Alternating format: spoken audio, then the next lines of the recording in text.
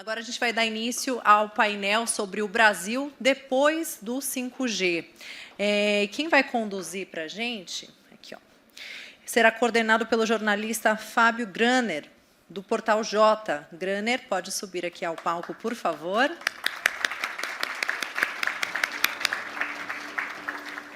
Já convidamos, então, para esse primeiro painel, a secretária especial de Produtividade e Competitividade do Ministério da Economia, Daniela Marques. E o conselheiro da Anatel, Moisés Moreira. Convidamos ainda Guilherme Mercês, chefe de Divisão de Economia e Inovação da Confederação Nacional do Comércio e Serviços, CNC. E pedimos aos nossos palestrantes para retornarem ao palco, por gentileza.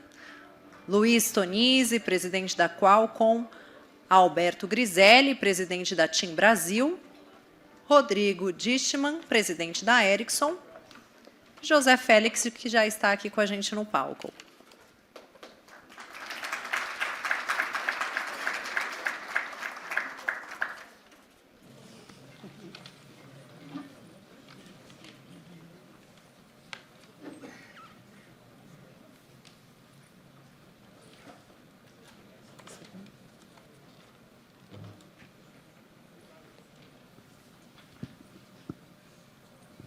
Alô?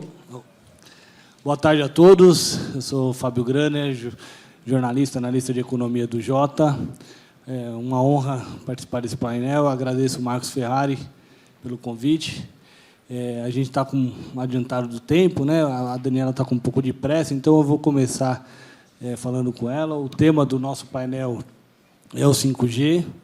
Esse é o ano do 5G, né? A gente finalmente conseguiu colocar esse tema para andar. Esse importante inovação tecnológica, finalmente, vai andar para valer no Brasil a partir desse ano. É um tema da maior importância. Daniela, você que tem uma agenda importantíssima, né, nessa questão de competitividade, produtividade, eu queria começar com você com a questão sobre qual a importância do 5G para esse processo de retomada econômica. O Brasil, ano passado, teve uma boa recuperação, esse ano começou bem, mas o cenário ficou mais complexo, há sinais de desaceleração, alguns falam até de recessão, falam de recessão com mais intensidade no mundo, aqui falam de desaceleração ou recessão. Eu queria saber de você o que você pode nos contar em relação a como o governo enxerga o papel do 5G em meio a esse processo, se ele vai ser uma alavanca para ajudar a economia brasileira a continuar crescendo e acelerar, inclusive, seu crescimento em algum momento. Obrigada, Fábio. Boa tarde a todos. Já pedindo desculpa, eu tenho um voo, infelizmente, para São Paulo, por isso vou ter que sair antes dos colegas terminarem. Os nossos heróis, que são os empresários e empreendedores, como o Félix bem representou. Então, partindo do macro da sua pergunta, Fábio, eu acho que essa aposta de recessão no Brasil é algo que a gente convive desde que a gente chegou, né? Então, viemos aí de um resultado de política econômica nos últimos 20 anos, vamos dizer assim, de Estado excessivo. Acho que o Félix representou muito bem na fala dele aqui antes, e o Estado ficou grande demais, onipresente na vida do cidadão, onipresente na vida das empresas, dos empresários. E nessa questão das antenas que o Félix mencionou, isso está em tudo. Daqui a pouco você tem que fazer licença para o vento. Se você quer fazer a construção, o retrofit, você tem 3 tipos diferentes de licença de escada, que você atende uma, você desobedece a outra. Então, a gente vem, desde o início, e aí num binômio de consolidação fiscal e controle de gastos, porque foi uma trajetória expansiva, né, e descontrolada de gastos e de elevação de impostos. Por outro lado, com uma agenda de reformas pró-mercado para aumentar a produtividade, a competitividade e a melhoria do ambiente de negócio. Então, quando você olha especificamente para o setor, acho que foram alguns avanços até a gente chegar, e aí menciono o FUSH, a própria Lei das Telecomunicações, outros decretos regulamentando questões paradas. É óbvio que a gente tem muito para fazer. Acho que avançamos muito do ponto de vista institucional e de segurança jurídica nesses 3 anos, quando considera que a gente teve que passar 3, quase 4 agora, 2 combatendo pandemia. Acho que foi um arcabouço tanto institucional, não só com a consolidação fiscal e a independência do Banco Central, mas principalmente microeconômico, com muitos marcos regulatórios aprovados, investimentos contratados num pipeline de concessão que hoje superam os 900 bilhões de reais. O Ministério da Economia lançou um monitor de investimentos em parceria com o Banco Mundial e com o BID e com a Embaixada Britânica. Isso está disponível para quem quiser ver, acho que é muito interessante para os empresários, todo o cronograma, reconciliado, contrato a contrato, esses 900 bilhões de reais por região, por setor, por cronograma de desembolso, e isso vai gerando, obviamente, contratação em cascata de mão de obra, de insumo e de tecnologia. E aí acho que o símbolo disso é o 5G, e toda a transformação que o Brasil vem passando e que tem de legado contratado, passa pelo 5G. O Brasil é o primeiro país da América Latina que vai estar full na licença, né? Acho que a gente tem um desafio agora de ampliar, estamos com 16 estados prontos para entrar com o 5G em julho, a gente ampliar isso para que chegue nos 27 estados, ampliar o trabalho com as prefeituras, assim como a gente tem feito Porto e Liberdade Econômica e outros, para que se adeque às coisas que estão sendo construídas aqui em Brasília. Mas acho que, se eu fosse mencionar dois vetores de um futuro diferente para o Brasil, eu acho que o 5G e o próprio PIX, né, que a gente democratizou as transações financeiras, eles são sementes de empreendedorismo, e é esse empreendedorismo que vai gerar uma transformação social muito grande para que a população que hoje, majoritariamente, tem uma renda muito baixa, ela progrida pelo mercado, construindo. Então, eu acho que somaria a isso as nossas políticas de crédito focado na micro e pequena empresa, no empreendedor, e aí estamos falando de um país com mais de 14 milhões de MEIs, com mais de 5 milhões e meio de pequenas empresas que fornecem e vão fornecer. Estamos falando de um país de mais de 14 mil startups com 50 bilhões de reais investidos, e é esse ciclo que vai se retroalimentar, e acho que o 5G vai estar onipresente em tudo isso. Então, outro pilar que eu vejo como totalmente transformador para o país vai ser pela via da educação, e aí eu acho que educação, capacitação e a gente abrir e aumentar esse mercado de consumo em massa que é o Brasil. O Brasil é um país continental e, por isso, tem um desafio grande para fazer política pública. Todo lugar de grandes desafios tem grandes oportunidades. A gente se acostuma com isso, fez muito em 3 anos, né, Félix? Mas acho que essa agenda é uma agenda contínua, permanente. Ela tem múltiplas dimensões, né? Então, múltiplos problemas requerem múltiplas respostas.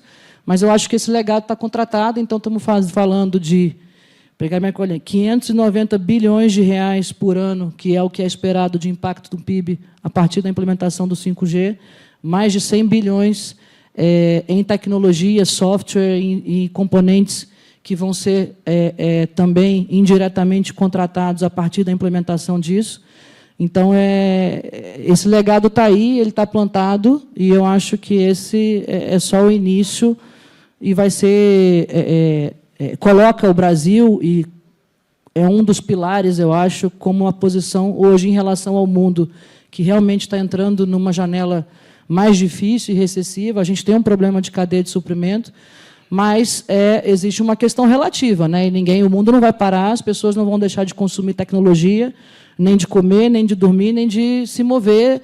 E aí eu acho que, quando você olha o Brasil enquanto potência de matriz energética, quanto matriz de segurança alimentar, e como hoje a gente está posicionado como governo digital, né? O Brasil é o governo mais digital das Américas, o 6º mais digital do mundo, e também, pelo setor privado, esse motor todo que vem com o 5G como carro abre-alas da indústria da inovação, da indústria do 4.0, eu acho que o Brasil, sendo um regime político aberto e uma democracia sólida entre emergentes, tem uma posição muito favorável para esse cenário que se vislumbra. Então, quem apostou em recessão no ano passado errou, então a gente voltou, o ministro dizia que a gente ia voltar em V, voltou. Há um ano atrás, ele deu uma entrevista para um grande jornal dizendo que quem apostar em recessão para os 2022 ia errar. Você está vendo seguidas revisões, e a gente, justamente por causa desse investimento contratado todo e por causa dos dados de emprego, então, a gente está com a maior população ocupada que o Brasil já teve na história, e estamos com uma taxa de desemprego de 1 dígito, numa média de 300 a 400 mil vagas sendo geradas por mês, sendo que ainda você nem acelerou o desembolso desses investimentos todos contratados. Então, assim, é um cenário prospectivo muito positivo, e eu acho que o pulso da retomada vem do investimento privado e vem dos dados de emprego e renda. Dani, o ministro Paulo Guedes hoje falou de redução de imposto, falou até de zerar o IPI. O que mais pode ser feito em termos de promoção de investimentos, sobretudo nessa economia digital? Olha, Fábio, eu como estou na minha primeira experiência na vida pública, você sabe, eu achei que eu nunca ia ver a gente ser impedido de reduzir imposto. Estamos tentando reduzir, vocês têm visto, então, desde o início do ano, e eu estou à frente da secretaria, o ministro pediu, vamos transformar o excesso estrutural de arrecadação em redução de impostos, é hora de transferir parte da riqueza do Estado para a população e para a indústria, para a gente dar pulso na retomada e tentar reduzir custos de mercadorias. Então, hoje, a gente está numa tentativa, num esforço tentativo de conciliação com o Supremo, onde uma liminar do ministro Alexandre de Moraes gerou uma insegurança jurídica grande na redução do IPI, porque a gente, quando fala de preservar a Zona Franca, que hoje é 2,5% da indústria do Brasil e 97,5% está fora, existem alguns conceitos técnicos, que é o processo produtivo básico, onde tem o que é, de fato, hoje produzido lá e o que tem processo produtivo básico aprovado. Então, a gente entrou numa fronteira de insegurança que a gente espera que seja clarificado o entendimento em breve, porque tudo que a gente não quer agora é a partir de uma redução de impostos de 35% de IPI, que é um passo inicial. Então, assim, a direção é essa, de transformar excesso de arrecadação em redução de impostos, e com mais forte atividade, mais forte arrecadação indo para zero. Tudo que a gente não quer é que a gente fique num ambiente de insegurança jurídica a partir disso, né? Então, a gente tem trabalhado, desde o início do ano, num esforço contínuo para reduzir tributos de combustíveis, principalmente o diesel. Então, o Brasil gira sobre roda, todo o custo de produção no Brasil é afetado pelo custo do diesel. Infelizmente, depois que a gente vinha saindo da pandemia, tem um conflito na Ucrânia com a Rússia. A Rússia é o terceiro maior produtor de petróleo do mundo, exporta quase 25% do diesel do mundo, e isso afeta não só o Brasil, como o mundo inteiro. Então, existe um esforço bastante concentrado em combustíveis, mas a gente apoiou e trabalhou muito nessa essencialidade, não só de combustíveis, energia, mas principalmente telecomunicações, por toda a transversalidade que esse setor tem na via econômica e na via educacional do país. Infelizmente, tivemos o projeto aprovado, e acho que isso dá um pulso bastante grande no retorno dos investimentos a serem decididos ou realizados daqui para frente, pela redução do ICMS. Né? A secretária é bastante objetiva, me permitiu conseguir fazer a terceira pergunta antes de liberá-la. O governo promoveu com o 5G o primeiro leilão de espectro não arrecadatório da história. O que pode mais ser feito para impulsionar o desenvolvimento da infraestrutura no Brasil? A gente prioritariamente trabalhou nesse modelo, né, não arrecadatório e de contratação de investimentos, que é justamente o que está refletido hoje nesse monitor que eu mencionei. Então, isso aconteceu em múltiplos setores, e aí estamos falando dos mais de 900 bilhões de reais de CAPEX contratado para os próximos 10 anos, o que vai ter um motor muito grande de renda, emprego, contratação de insumo, tecnologia e etc. Eu acho que a gente tem um trabalho aí vasto, de novo, de fazer a política de ponta a ponta e fazer chegar em municípios, né? Então, esse é o desafio, essa questão de poste, de antena, de múltiplas licenças e regras. A gente tem que ter aí um trabalho contínuo de simplificação. Então, assim, eu vejo um vetor forte, que é a própria redução e simplificação de impostos em si. Então, a reforma tributária, a parte legislativa não ficou incompleta, né? E é um desafio que vai ter que ser encarado no ano que vem. Nessa parte de redução, promoção de redução de impostos federais, todo o excesso de arrecadação será transformado em redução de impostos federais, principalmente o IPI, que depois dos encargos sobre a folha, que destrói empregos em massa, é um imposto muito perverso, né, e que acho que o Brasil tem uma nova chance agora nessa indústria sustentável e de inovação. E aí, por fim, eu que estou à frente da pasta, a agenda de desburocratização e de simplificação, ela acho que tem 10 anos aí para fazer incansavelmente, e talvez quando você chegue no 10º tenha que começar de novo, porque vão criando outras normas e outras licenças no meio do caminho. Então, a gente tem que, revogar algumas coisas e simplificar. 2, fazer o ponta a ponta agora. Então, eu acho que na parte federativa, conectar com as prefeituras, principalmente, que têm uma capacitação técnica de execução bem menor, né, e mais simples na quantidade de municípios que o Brasil tem. O BNDES tem sido um braço muito forte nisso, com uma fábrica de projetos, e trabalhando muito nesse mais Brasil, menos Brasília, e aí fazer chegar nos outros estados, e aí, principalmente, simplificar a vida em todo esse ecossistema que tem no setor, que ainda tem muita burocracia para ser reduzida e um trabalho contínuo para ser feito. A gente tem alguns projetos e criou um ranking também de municípios recentemente.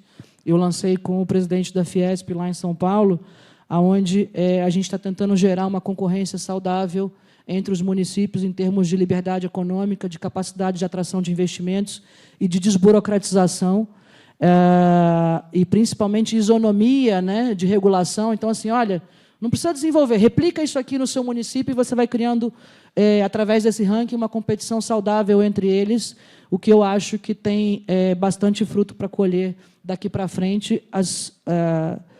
A parte macro, né, e o mais difícil, que era colocar a concessão de pé e ela começar, e eu acho que é a partir dos próprios ganhos gerados, que vão ser rápidos, porque é muito transformador, você consegue gerar um ciclo bastante virtuoso. Secretária, muito obrigado pela sua participação. Vou te liberar para poder pegar seu voo.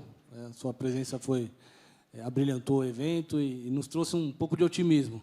Obrigada. A gente se confirma, mas... Falem bem do Brasil, falam assim, a gente está indo bem.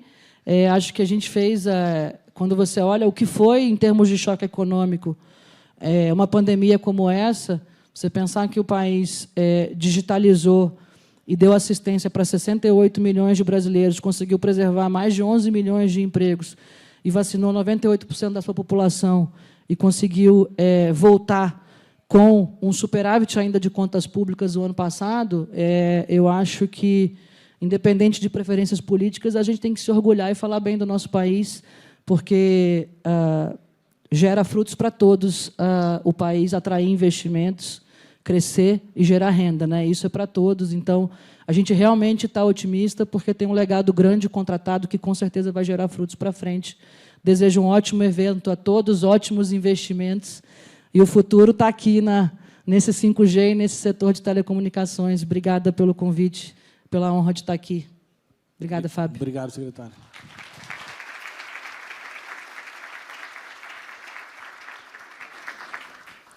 Agora eu vou fazer uma rodada alternada. A gente está com 34 minutos aqui, acho que dá para fazer talvez 2 rodadas alternadas, seguindo a programação aqui que me foi passada.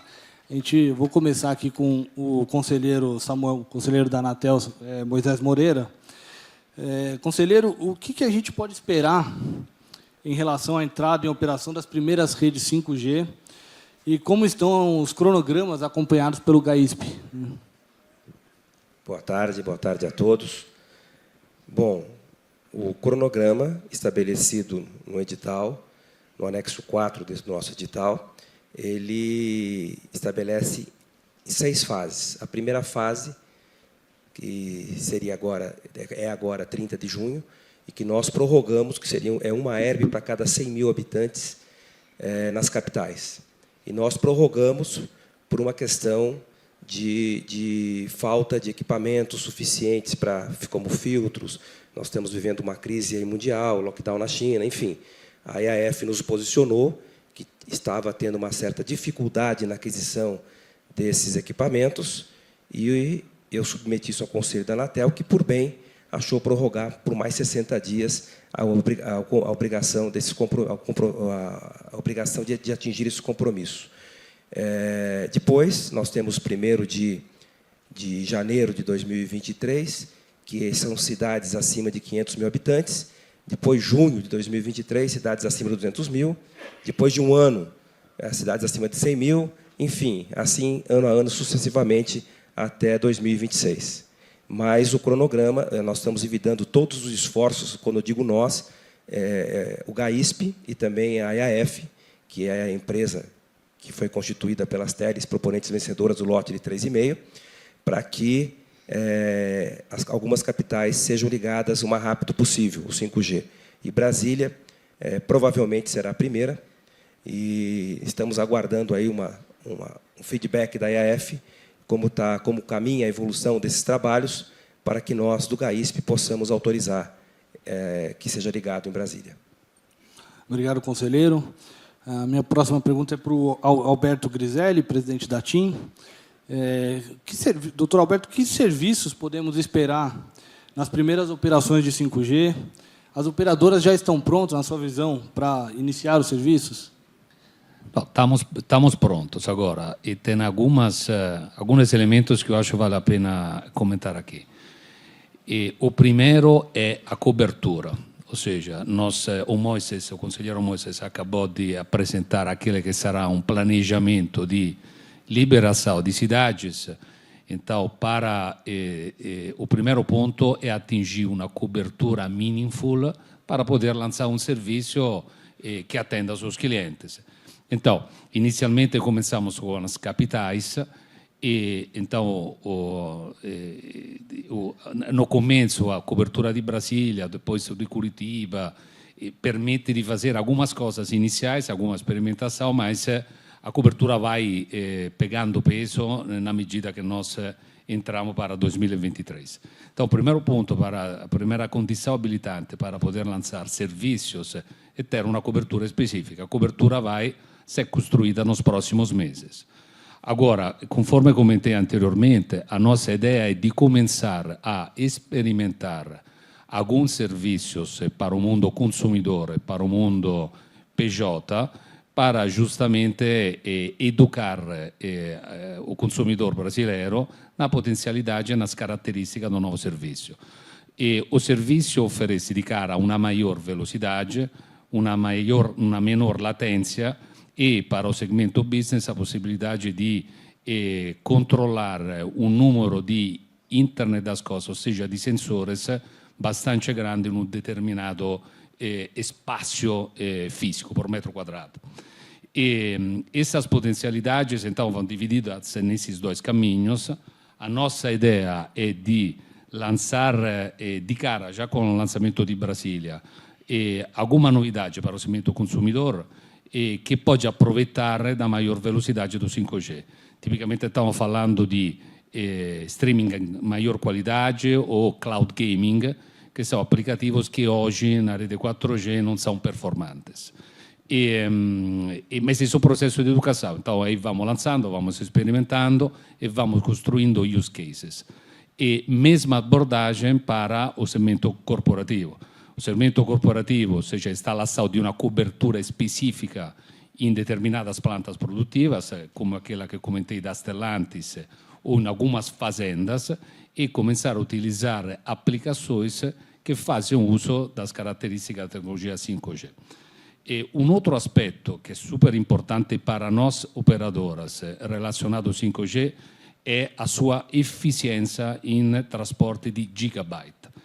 Ou seja, o potencial do 5G existe tanto na top line, ou seja, a potencialidade de criar novos serviços portanto, estimular o crescimento da receita, a monetização, que tantos falamos nas palestras anteriores, mas também tem outro elemento importante que tem a ver com a eficiência do nosso investimento. Ou seja, quando você considera uma rede de telecomunicações, você de fato tem um mix de frequências, estações radiobases e tecnologia.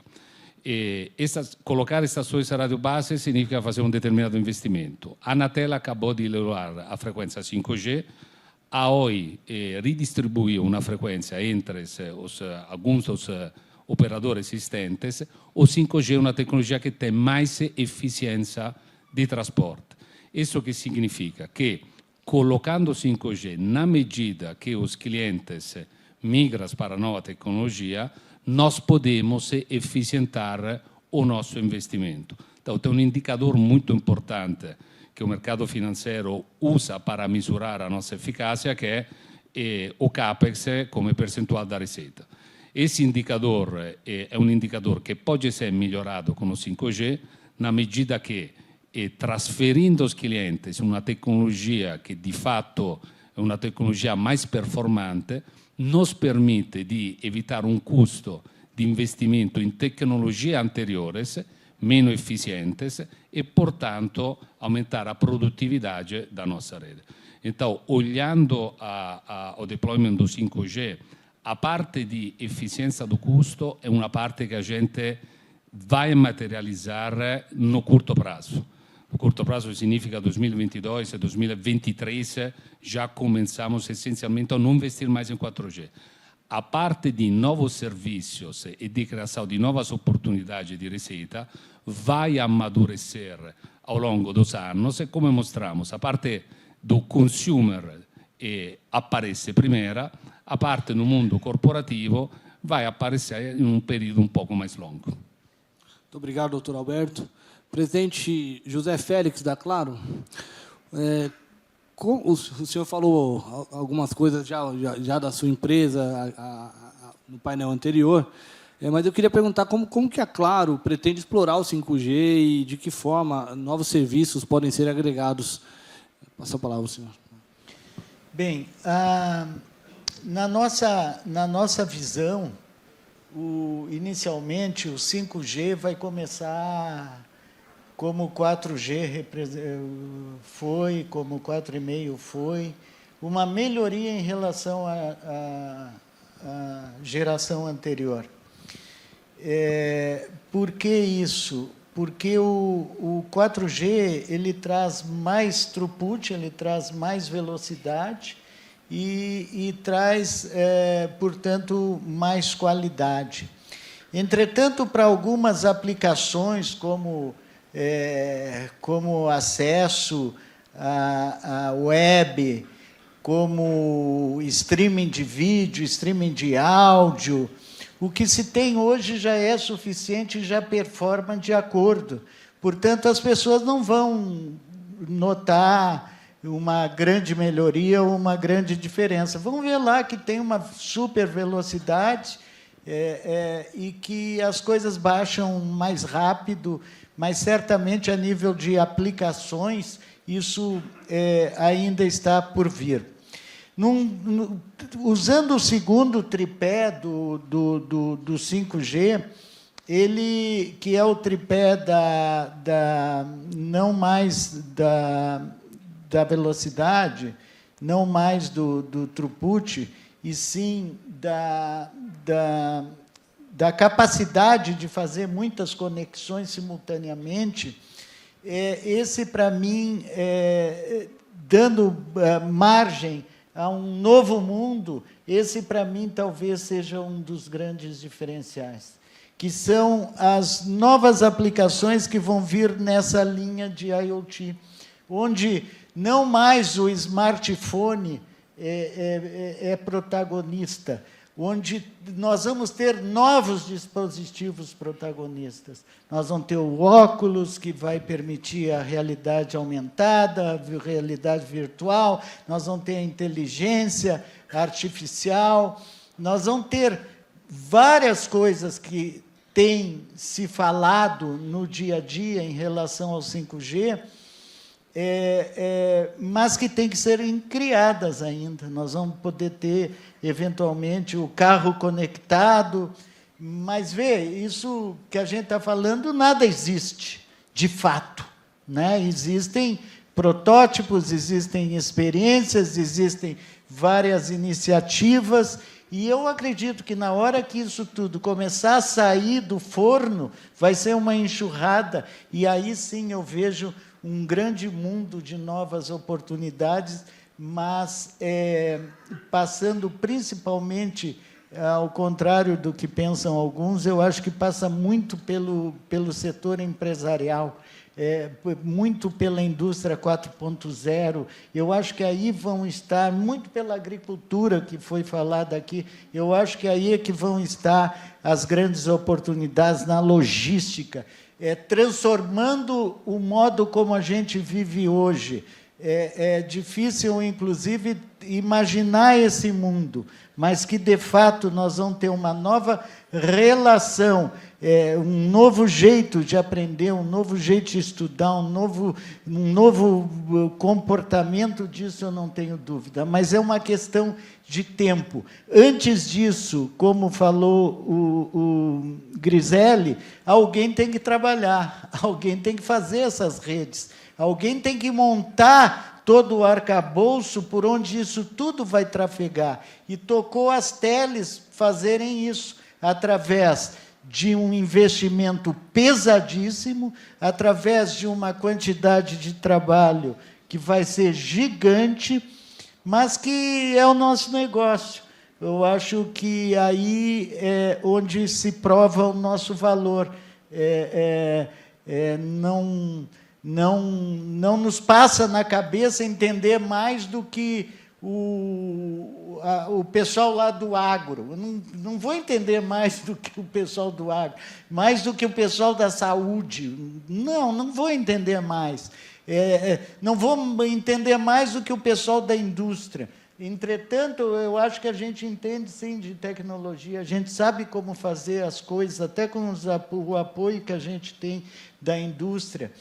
E aí nós vamos estar ao lado desse nosso cliente, ao lado do consumidor, ajudando a criar todo esse mundo, porque também acho que a gente não vai ter a pretensão de querer criar esse mundo sozinho. Esse é um mundo que vai ser criado por muitos agentes, muita gente vai trabalhar nele.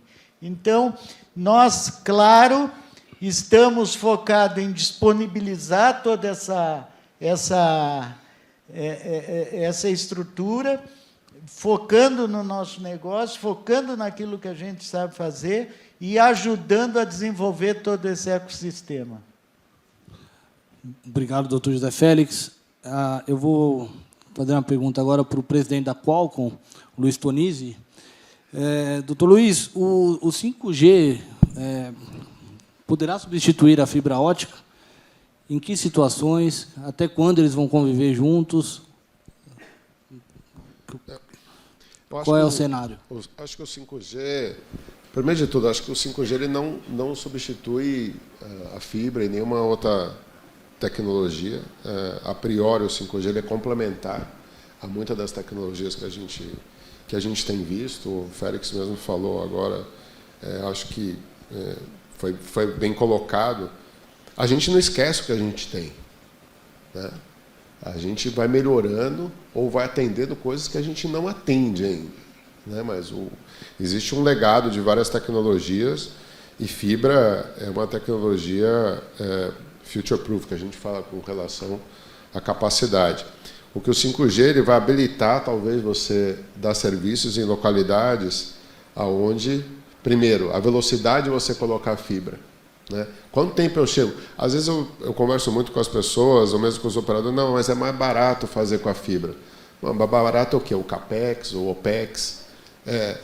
Outra coisa, o tempo de lançar o serviço. Para eu lançar um serviço de fibra, eu tenho que pegar 4 ou 2 pessoas, ir na minha casa, instalar, aí ele sai de uma casa A, vai para a casa B, da casa B ele vai para a casa C, talvez ele consiga fazer 2,5 casas por dia, 2 casas por dia. Quando eu coloco o FWA, eu posso fazer 1 milhão de casas por dia. Eu colocar o CPE na mão do usuário, ter cobertura, ligo na tomada, está provisionada, igual um smartphone, né? Então, tem que, acho que, levar em consideração vários fatores, densidade, custo, o TCO em si, não só o custo do equipamento, né? Eu vi o Díssima falando, não, o CPE é muito caro, né? Talvez eu possa falar que a rede é cara, mas não importa disso onde está o problema. Os TCOs, né, de você colocar a fibra ou colocar o FWA, eles têm que ser similares para um país igual ao Brasil. Eu acho que também aqui no Brasil o que precisa desenvolver é muito, né, igual a secretária acabou de falar, a cadeia de desenvolvimento. Hoje aqui no Brasil, por exemplo, a gente está falando da chegada do 5G. A gente tem 3 marcas de smartphone que representam 90% do mercado brasileiro. Eu vou para o México, não muito distante, o Félix conhece bem lá, a própria América Móvel tem 17 marcas de celular lá no mercado. Talvez 17 sejam muitas, mas dado o arcabouço que é obrigado a produzir no Brasil, você só tem 3. Aí você fala, mas o que vale para o smartphone vale para o resto? Vale. Como é que eu vou ter sensor de IoT? Ou vou ter produto de IoT? Se eu vou ter que fabricar todos os produtos de IoT aqui no Brasil para ter os mesmos incentivos fiscais que eu tenho, por exemplo, o smartphone. Aí eu vou fazer o FWA, e se eu não fabrico o FWA no Brasil, né, que o Dízimo está falando do preço do FWA, e se eu não produzo no FWA no Brasil, como é que ele vai ser competitivo para chegar no TCO da fibra? Aí eu vou falar para o óculos de metaverso, a mesma coisa. Então, o problema, agora com o 5G que você fala de milhões de devices, você só está multiplicando pela base de milhão o problema. Então, a industrialização do Brasil, eu vi o ministro falando também, né, sobre o tema dos semicondutores, trazer uma fábrica.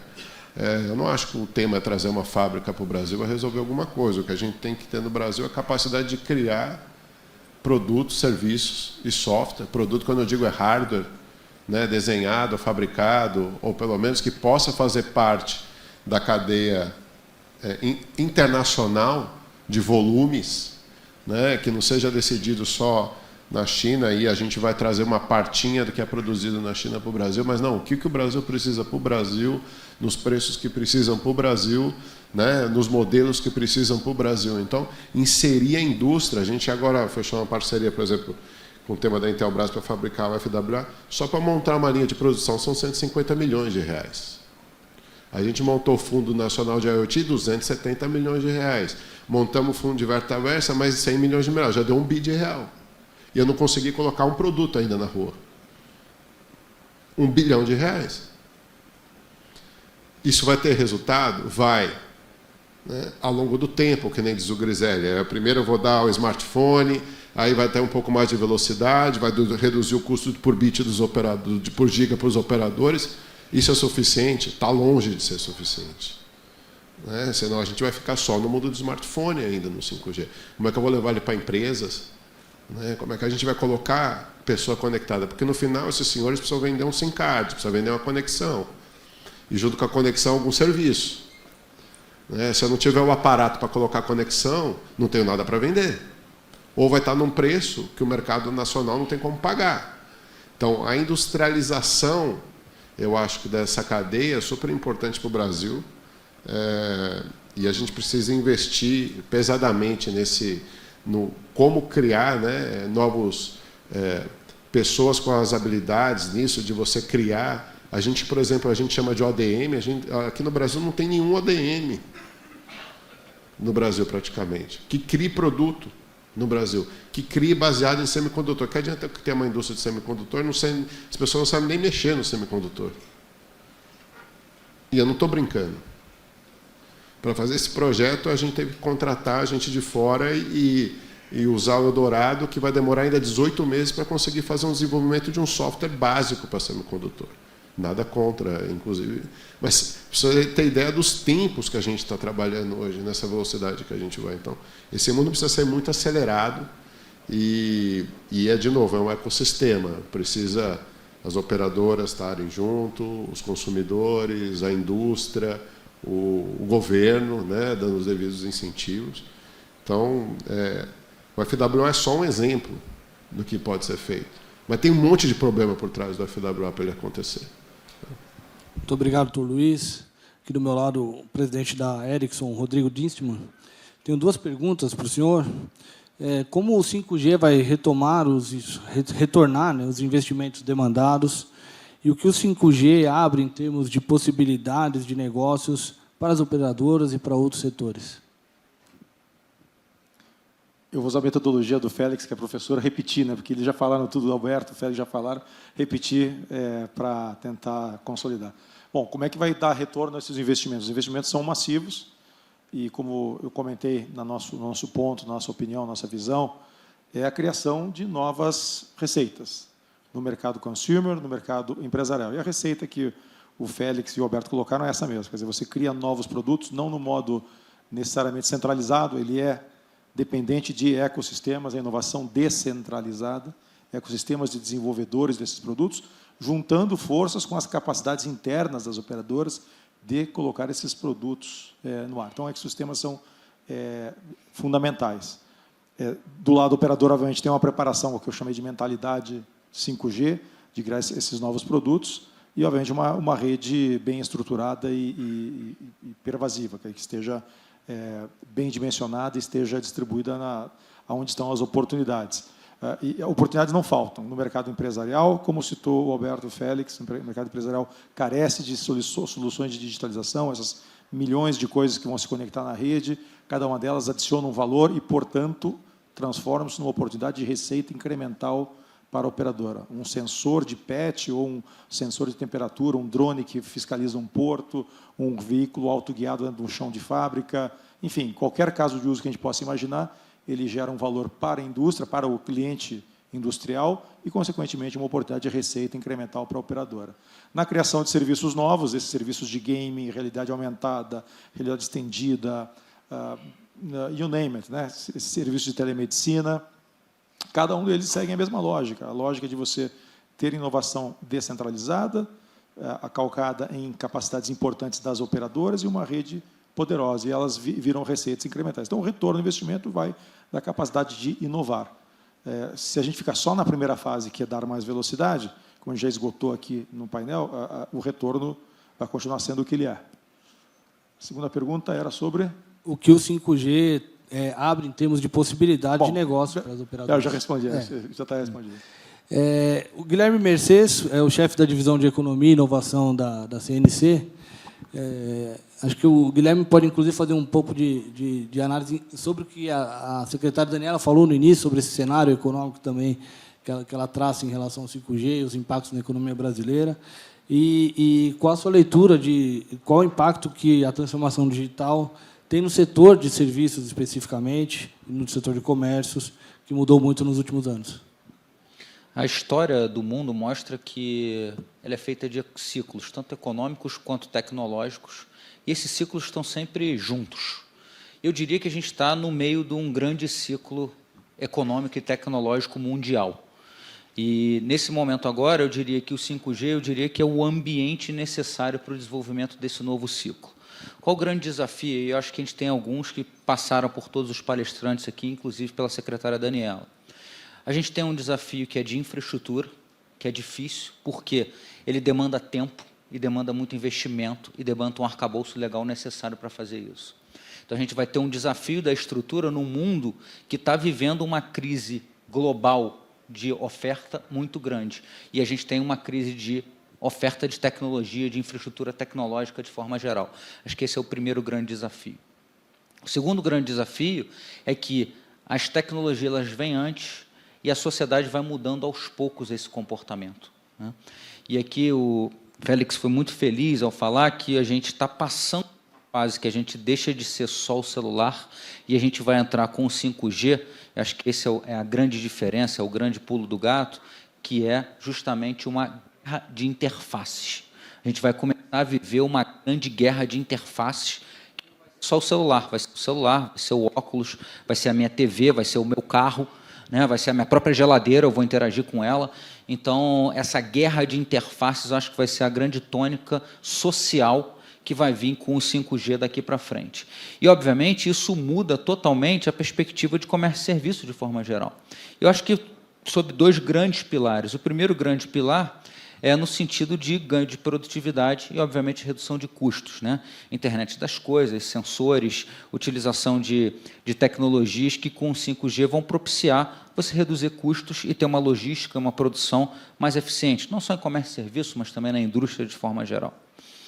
E a outra grande frente é justamente as vendas, a experiência do consumidor com essa guerra de interfaces. Você vai ter mais acesso às preferências do consumidor e essas tecnologias vão permitir você ficar cada vez mais customizado a esse consumidor. Em economia, a secretária Daniela falou muito aqui de microeconomia, os avanços foram grandes. Em microeconomia, a gente tem uma teoria que chama-se a teoria das preferências reveladas. E a gente diz o seguinte: toda vez que a gente conhece as preferências do consumidor, a gente consegue maximizar a satisfação dele. E eu acho que o 5G, aliado à inteligência artificial, Big Data, de forma geral, vai permitir com que essas preferências se revelem com maior facilidade e a gente consiga cada vez mais trabalhar em mercados consumidores, onde a gente vai ter muitos nichos de massa, muitos mercados de nicho de massa, onde a gente vai poder customizar e entregar soluções cada vez mais diferenciadas e com mercados cada vez mais mudando. As preferências vão mudar rapidamente e a tecnologia vai permitir que a gente se adapte, o setor produtivo se adapte a essa oferta de produtos e serviços diferenciados. Obrigado, Guilherme. O tempo passa muito rápido, né? Então, aqui tá faltando 7 minutos só. Então, a gente não vai poder fazer outras 2 rodadas de questões, mas eu vou passar a palavra para que o conselheiro Moisés faça... ele queria fazer um comentário adicional e eu já peço que faça suas considerações finais também, que eu vou passar para cada um depois em seguida. Obrigado. Bom, nós estamos falando aqui, como disse agora, nosso companheiro, em relação às dificuldades de infraestrutura e outras coisas mais, e no porvir do 5G, eu só quero fazer enaltecer aqui o lado da Anatel. A Anatel é a primeira agência reguladora do Brasil que possui um corpo técnico de excelência respeitadíssimo no mundo inteiro. Isso é fato. E esse leilão hoje existe, e com o sucesso que está, graças à Anatel. Isso a gente tem que louvar. Tá? Quando eu entrei na Anatel, eu já falava isso, e hoje eu sou prova viva do que está acontecendo. A Anatel propôs um leilão não arrecadatório, que foi acatado pelo governo, sabiamente, e isso está proporcionando ao nosso país um nível de muito grande, muito grande. Existem países no mundo desenvolvidos que não têm esse nível de conectividade que o Brasil vai alcançar. E isso é fundamental. Nós estamos falando de 5G, mas o Brasil carece de conectividade. E esse leilão está proporcionando isso para todo o país, seja com fibras, seja com 4G, enfim, todos esses gaps estão sendo praticamente cobertos. E isso é fundamental. Em relação ao que é importante agora salientar também, é que para que haja investimento, para que haja desenvolvimento, a gente precisa de estabilidade econômica, estabilidade política e respeito institucional. E a agência tem que continuar com a sua independência, com a sua força, com a sua autonomia, porque o trabalho aparece. E o trabalho está aqui, é o leilão. Tá? Em breve, muita gente cobra quando vai ser ligado o 5G em Brasília, em São Paulo, em Belo Horizonte, enfim. Logo, nós estamos fazendo com cautela para que não hajam percalços, porque, havendo percalços, isso seria ruim para a imagem do 5G no nosso país, e são N os fatores que têm que ser desobstruídos para que a gente possa ligar, todos aqui sabem disso. Se a gente liga o 5G, você derruba aí várias estações satelitais, você causa interferência. Então, o GAISP e a IAF têm trabalhado com muita responsabilidade e vocês podem acreditar que o que está construído será feito no tempo certo, com muita eficiência, e vocês usufruirão disso com muita felicidade. É isso. Boa tarde a todos. Muito obrigado, conselheiro. Doutor Alberto, suas considerações finais? Sì, con piacere. Agora, lembrando un tema importante, depois de 10 anos do lançamento do 4G, hoje nós estamos a 85% de cobertura do Brasil. Agora, the good news, a boa notícia, é que a expectativa do ciclo 5G seja mais rápida, justamente para a modalidade de leilão que a Anatel soltou, e pois nós estamos vendo que o take-up da penetração 5G é bem mais rápido do ciclo 4G. Eu gostei do slogan marqueteiro do Rodrigo, Pacesetter. Eu acho que o Brasil escolheu a tecnologia 5G SA, que inclusive nós como time empurramos fortemente.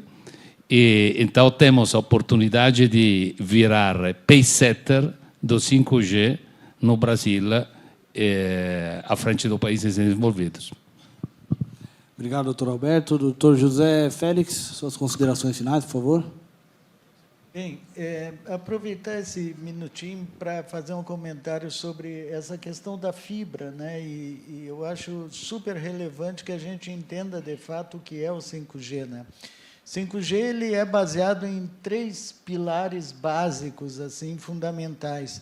Um, eu já falei, é o throughput, né, que se resume naquela velocidade que a gente enxerga. O segundo é a quantidade de devices simultâneos que podem ser ligados, que faz com que esse novo mundo aí que a gente comenta se torne realidade através do IoT. E o terceiro pilar é o pilar de uma menor latência. Bem, portanto, assim, no fundo, o que o 5G traz é a fibra para a rua. Ela dá mobilidade àquilo que a gente tem com a fibra. Portanto, eu concordo inteiramente contigo, Luiz, de que são tecnologias complementares. Então, esse mundo aí, tudo aquilo que a gente podia fazer dentro de casa, em termos de tecnologia, usando aplicativos e outros que estão por vir, nós vamos poder fazer na rua, com mobilidade. É mais ou menos isso, eu acho que simplifica essa questão da fibra versus o 5G. Muito obrigado, doutor José.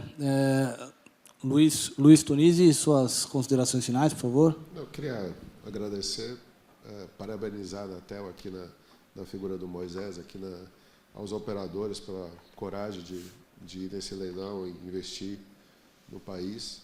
Ano passado a gente produziu 1,1 bilhões de chipsets, e diria que algumas milhares veio para o Brasil. Então, quero dizer que tem uma oportunidade muito grande de casos de negócio e de verticais para a gente explorar no Brasil, tanto do IoT, quanto de computadores, ou seja, enterprise, que vai conseguir realmente trazer essa competitividade e produtividade que a gente precisa aqui na indústria. Muito obrigado, Luiz. Rodrigo, suas considerações finais, por favor. Difícil ter considerações adicionais a essas. Mas só para falar do ano do 5G, a gente está na primeira curva da primeira volta, da primeira corrida do campeonato 5G. Quer dizer, é muito cedo para tirar essas conclusões, né? E eu acho que a gente está largando na frente, o país está largando na frente. Modelo de concessão de frequências, eu acho que o mindset das operadoras, a oportunidade, a força gravitacional da oportunidade de mercado no Brasil, os ingredientes institucionais, ingredientes de ecossistema de inovação, nós estamos no começo. Eu acho que nós temos que sim agarrar e manter esse passo, de pace setters virar pace keepers. A gente manter esse passo de inovação e ensinar ao mundo um pouquinho o que a gente consegue fazer e que outros não fazem. Eu vou dar um exemplo prático. O agribusiness. Quando eu me juntei à Ericsson, a gente foi falar de agribusiness, não era uma prioridade. Países europeus, mesmo os Estados Unidos, não entendem direito o potencial de automação do campo, e principalmente o potencial de automação do campo brasileiro. Uma coisa que para nós é muito... E aí, quando eu falei, mas está todo mundo falando sobre isso, tem uma gigante oportunidade, nós temos a chance de ser pioneiros em automação no campo, assim como somos pioneiros em tecnologia no campo, que a Embrapa fez nesses vários anos. E agora que as rodovias serão cobertas por conta do leilão, a cadeia produtiva da porteira para fora da fazenda tem a mesma chance de ser tão positivamente impactada e o Brasil ser um celeiro de inovação. Então, acho que agora de pace setter virar pace keeper é a nossa missão como indústria, mais uma vez, falando com o espelho na mão. São as operadoras, são os fornecedores, é o ecossistema de inovação, é o nosso modelo institucional, o governo, trabalhando para que a gente vire pace keeper, além de ser um pace setter natural. Obrigado, agradeço o convite. Rodrigo Dittmann, obrigado. Guilherme, suas considerações finais, por favor.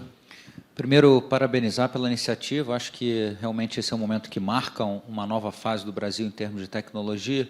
Eu acho que vale a gente olhar para frente pensando nos desafios para a gente não ter entraves a essa grande oportunidade. A questão da infraestrutura, eu já tinha tocado aqui, e acho que vale a pena ressaltar que não é só um desafio de uma infraestrutura de governo, mas uma estrutura para as empresas mesmo, e lembrar que o Brasil é feito 90% de pequenas empresas, e a gente precisa saber como é que a gente insere essas pequenas empresas dentro desse novo contexto tecnológico. O segundo grande desafio, eu diria que um assunto que foi muito batido aqui por vários, a questão da mão de obra. A gente precisa de profissionais qualificados para operar esse ambiente. Não adianta nada a gente avançar com a tecnologia e não ter quem opere esse ambiente.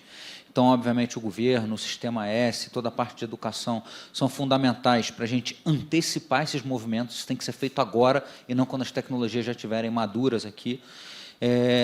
E a terceira grande questão, eu diria que é um desafio regulatório. E o desafio regulatório para um país que quer avançar rápido na área tecnológica, ele não pode estar atrás da curva. Então, é o ideal a gente ter uma visão, um planejamento estratégico bastante visionário no país, no sentido de antecipar esses movimentos e começar a pensar a regulação antecipadamente, de forma que ela não seja um entrave quando essas tecnologias já estiverem no mercado e a população já usando essas tecnologias. Então, acho que a gente pensar em sandbox, pensar em casos antecipados para a gente desenhar essa regulação, para fazer um bom berço de ambiente de negócios para todas as tecnologias que vêm a reboque do 5G, acho que é um grande passo para o país. Muito obrigado, Guilherme Mercedes. Infelizmente, a gente tem que encerrar o nosso painel. Em 1 hora eu aprendi muito aqui, queria aprender um pouco mais, mas temos que passar para o próximo. Agradeço a todos os palestrantes aqui presentes, agradeço ao Conexis, agradeço a todos que nos acompanharam aqui. Obrigado.